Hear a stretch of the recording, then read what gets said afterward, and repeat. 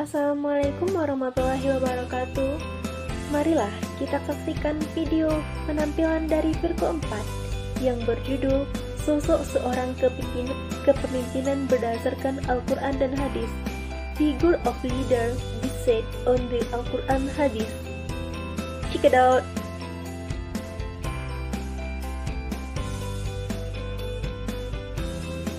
Baiklah, saya akan menjelaskan tentang pengertian dari kepemimpinan.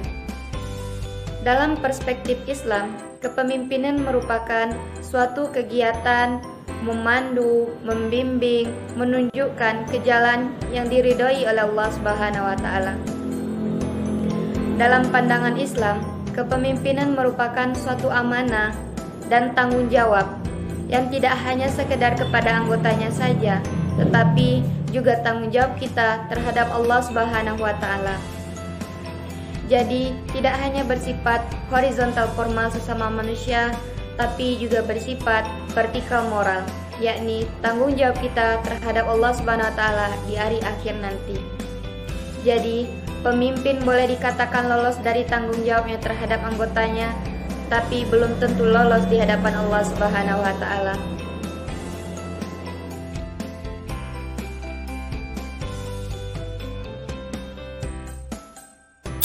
Ayat tentang kepemimpinan terdapat dalam Quran surah An-Nisa ayat 59 yang berbunyi, A'udzu billahi minasy syaithanir rajim. Bismillahirrahmanirrahim.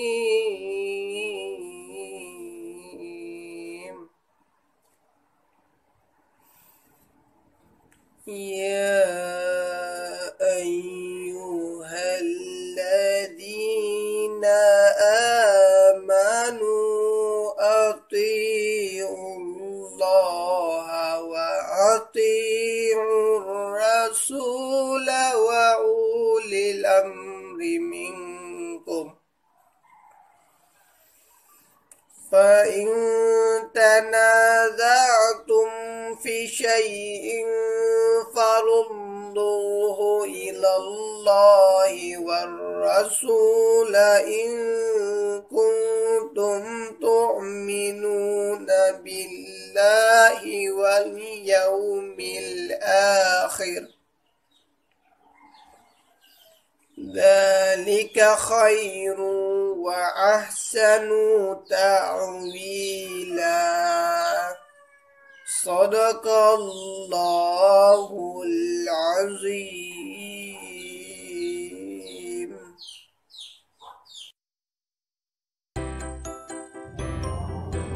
Baiklah, saya akan membacakan arti dari surah An-Nisa ayat 59. Artinya, hai orang-orang yang beriman, taatilah Allah dan taatilah Rasul dan ulil amri di antara kamu. Kemudian, jika kamu berlainan pendapat tentang sesuatu, maka kembalikanlah ia kepada Allah dan Rasul. Jika kamu benar-benar beriman kepada Allah dan hari kemudian, yang demikian itu lebih utama dan lebih baik akibatnya.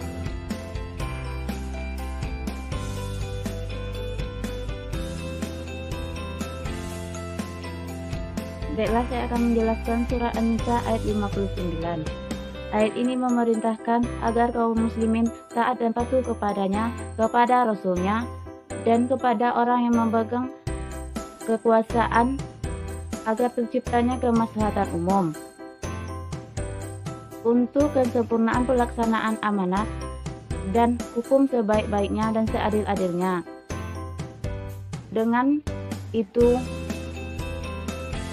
kaum muslimin harus taat dan patuh kepada Allah Subhanahu wa taala dan mengamalkan kitab suci Al-Quran dan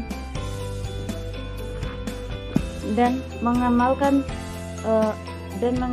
hukum-hukum yang telah ditetapkannya, yang maupun terasa berat atau tidak sesuai dengan keinginan pribadi.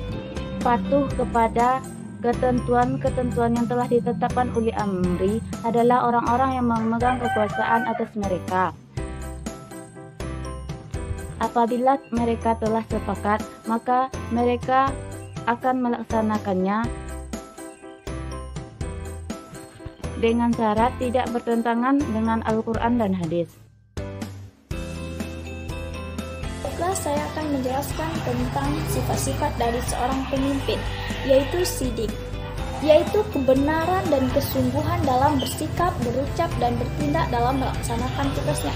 Maksudnya, seorang pemimpin haruslah bersikap jujur dalam melaksanakan urusannya, baik perkataan maupun perbuatannya. Karena seorang pemimpin yang jujur itu akan menjadi pondasi dalam organisasi yang dipimpinnya. Baiklah, saya akan menjelaskan pengertian amanah. Amanah yaitu kepercayaan yang menjadi dia memelihara dan menjaga sebaik-baik apa yang diamanahkan kepada seseorang, baik dari orang yang dipimpinnya, lebih lagi dari Allah Subhanahu wa Ta'ala.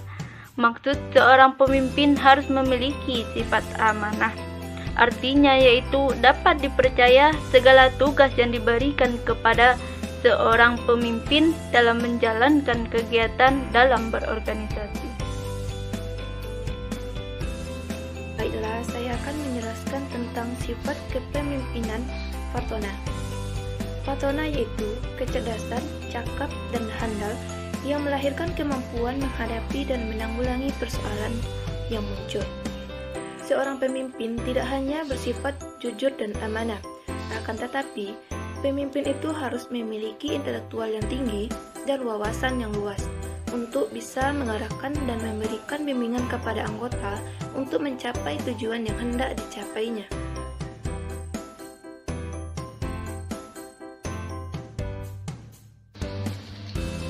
Tablik berasal dari kata balaga yubalik tabliga yang artinya menyampaikan. Secara istilah, tablik yaitu menyampaikan ajaran Islam yang ada di dalam kitab suci Al-Quran dan hadis, khususnya untuk umat Islam. Tablik juga bisa dijadikan pedoman dan juga diamalkan agar manusia mendapatkan kebahagiaan dunia dan akhirat. Tablik juga bisa diartikan sebagai sebuah kegiatan mengajak atau menyampaikan dan memberi suatu contoh untuk melakukan perbuatan yang benar dan sesuai akidah yang ada dalam kehidupan. Tablik sifatnya dapat komunikatif atau argumentatif. Lembut kepada bawahan dan tidak berlaku kejam. Seorang pemimpin haruslah bersikap lemah lembut kepada rakyat dan orang yang dipimpinnya.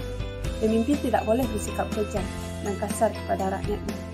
Seorang pemimpin yang baik selalu menginginkan kebaikan untuk rakyatnya, seperti dia menginginkan kebaikan untuk dirinya. Kelemah lembutan pemimpin akan mendekatkan diri pemimpin dengan rakyatnya, baik secara fisik maupun psikis. Dan dengan kelemah lembutan pemimpin akan memudahkan komunikasi dan interaksi antara pemimpin dan rakyatnya, yang akan menimbulkan keharmonisan dan kerukunan. Maka bersikap lemah lembutlah dalam memimpin, karena seorang pemimpin akan ditanya pertanggungjawabannya atas apa yang dipimpinnya kelak di akhirat.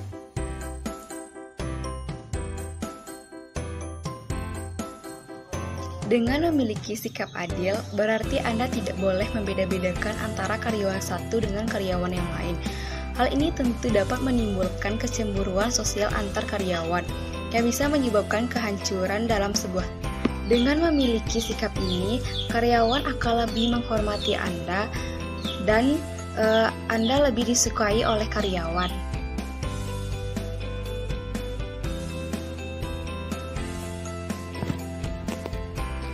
Assalamualaikum warahmatullahi wabarakatuh. Alhamdulillahi rabbil alamin, wabihi nasta'in wa ala umurid dunya waddin. Wassalatu wassalam wa ala asrafil anbiya'i wal mursalin wa ala alihi wa sahbihi rasulillahi ajma'in. Syukur kita kepada Allah Subhanahu wa ta'ala dengan mengucapkan alhamdulillahi rabbil alamin. salawat kita kepada baginda Rasulullah Muhammad sallallahu alaihi wasallam. Yang terhormat Bapak, Ibu yang hadir pada acara training leadership manajemen pendidikan Islam, terusnya kakak-kakak dan teman-teman yang dirahmati oleh Allah Subhanahu wa taala. Saya Nofri Hardiansyah akan memaparkan bentuk-bentuk sikap atau sifat yang harus diterapkan oleh seorang pemimpin. Kepada sifat siddiq, artinya dapat dipercaya. Baginda Rasulullah Muhammad SAW adalah salah satu contoh pemimpin yang siddiq. Bahkan Nabi Muhammad SAW dijuluki oleh penduduk Mekkah dengan gelar Al-Amin, artinya dapat dipercaya. Bahkan jauh sebelum baginda Rasulullah Muhammad SAW menjadi Rasul, utusan dari Rasul dan Nabi, utusan oleh Allah Subhanahu wa taala, masyarakat Mekah sudah mempercayai bahwa baginda Rasulullah Muhammad SAW adalah orang yang jujur dan dapat dipercaya. Bahkan kejujuran dari baginda Rasulullah Muhammad SAW itu diakui oleh semua orang, bahkan teman, lawan. Maka oleh karena itu kita sebagai generasi penerus bangsa, pemimpin masa depan harus memiliki sifat siddiq atau dapat dipercaya. Adalah bentuk-bentuk contoh penerapan sifat siddiq adalah yang pertama, pemimpin harus memberikan informasi kepada bawahannya, informasi yang benar, bukan informasi yang salah, bahwa seorang pemimpin wajib memberikan informasi yang benar tanpa ada kesalahan.